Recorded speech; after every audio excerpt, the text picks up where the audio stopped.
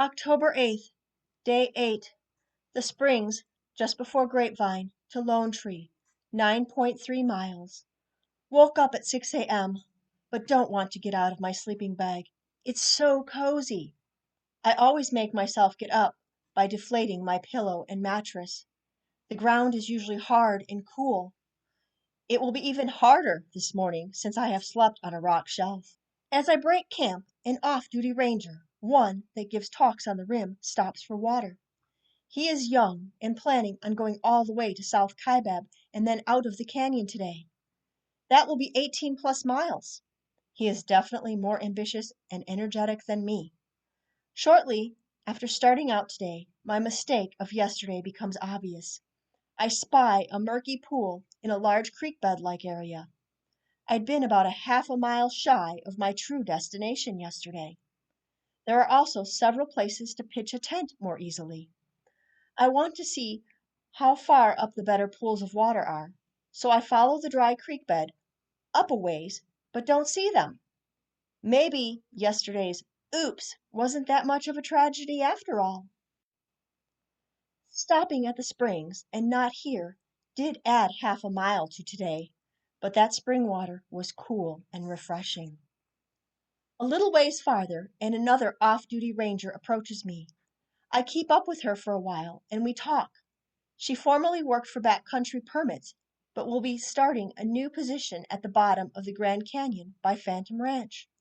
Her name seemed familiar, like it was on the email to one of my previous permits.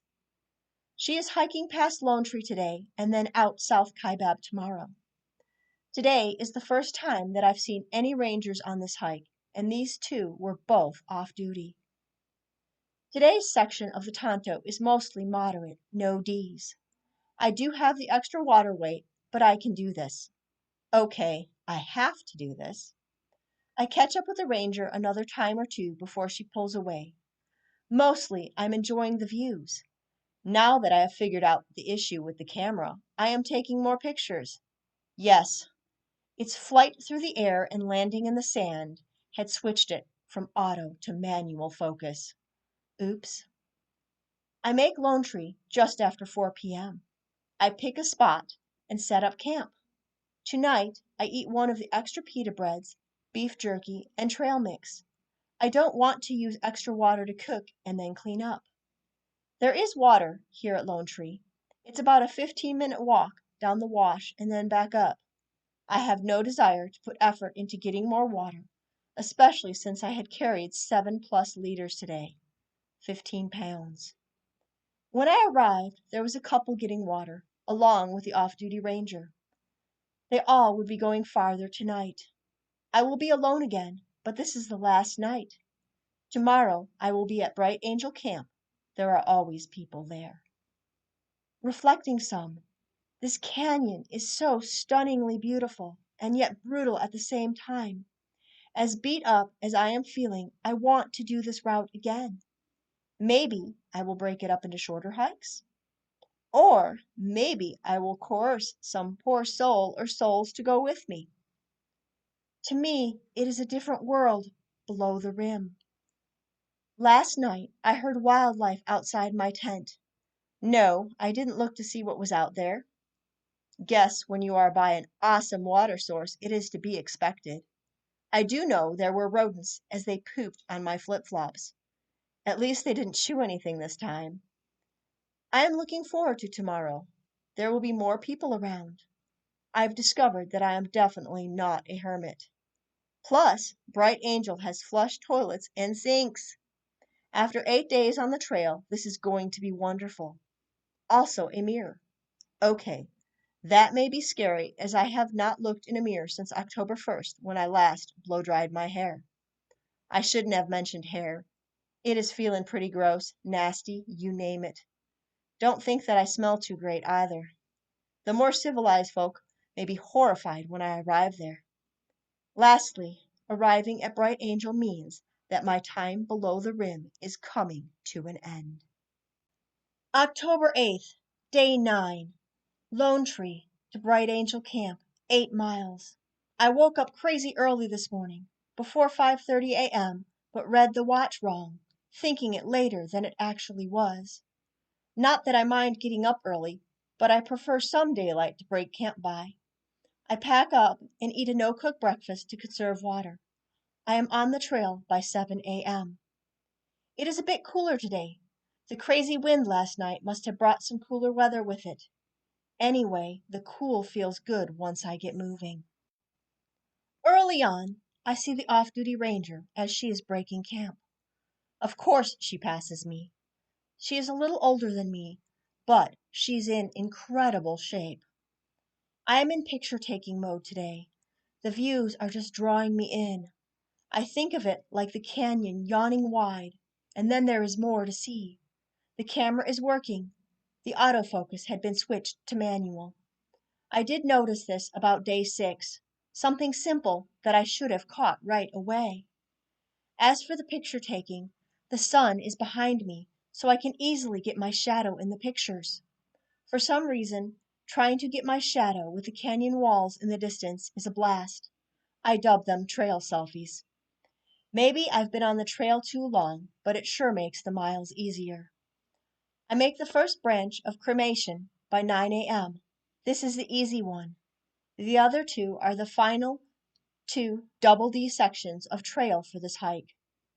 The descent into these 2 branches is crazy steep and the trail is loose. The third branch is the steepest and longest. Climbing back out of both is the easy part for me. After the other double Ds on this hike, these 2 aren't too bad on the fear factor level. Now to make the tip-off, where the Tonto intersects with the South Kaibab. Today I will be heading down the South Kaibab at that point. Easy, right? The trail seems to just go on and on.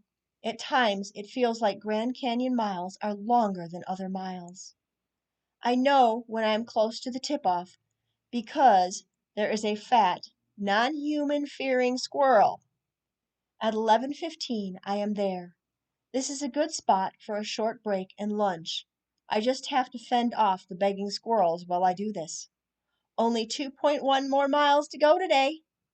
These are familiar miles, going to a familiar place, Bright Angel Camp. I make decent time and arrive just after 1 p.m. I set up camp and then attempt to clean up. I have my first look in a mirror since Sunday the 1st. Not awful. My face is deeply tanned from 9 days on the trail. The hair is definitely gross though. I wash up some at the sink. Then I figure a dip in Bright Angel Creek will feel amazing. The creek water is brisk but also amazingly refreshing. I have the sun to dry me off, right? No, it dips behind the canyon wall shortly after my dip in the creek. I am cold. For the first time on this hike, I break out the feather jacket and long hiking pants. I've been beginning to regret having packed both. Now I am glad I did. The simple things. It feels good to sit on a picnic table and not a rock. Then there is the flush toilet with toilet paper plus a sink where there is even soap. Tomorrow will be fancy outhouses, but this is the first time I've had any type of toilet since my 3rd night out. Oh, I don't even have to pump water. Just turn on a spigot. Yay! So I guess I am sort of back to civilization? This is random, but the picnic tables are the same as the ones we used to have at the CAC pool. They even smell the same. Sunburnt. As I eat dinner, I talk to the 2 guys in the site next to mine. They are looking for trails that may be good to take their grandkids on. After eating, I sit at the picnic table, writing and then reading my Bible. I'm thinking of heading to the Phantom Ranch Canteen when it reopens at 8 p.m. Someone I had talked to earlier walks by and lets me know that he, along with several others, would be heading to the canteen at 8. Just after 7:30 p.m., I slowly make my way over to the Phantom Ranch Canteen. Bruce and Jay from Minnesota are there. There is also a guy from the UK that had begun biking in Canada and will be biking all the way to South America. This Grand Canyon hike is just a side trip for him. There is at least one ultramarathoner. It is pretty crowded, but at night 9, with many of those nights spent in solitude, it is nice. I drink iced tea that I didn't make and eat pretzels. Those pretzels taste really good. I write a postcard to my grandson, Josiah. Mostly, I just listen to the different people's stories and then tell some of my own. I stay till 9:30 p.m. when it is clearing out. This is a really late night for me. I am going to regret that second iced tea when I need to pee at midnight. At least there is a real bathroom not too far from my site.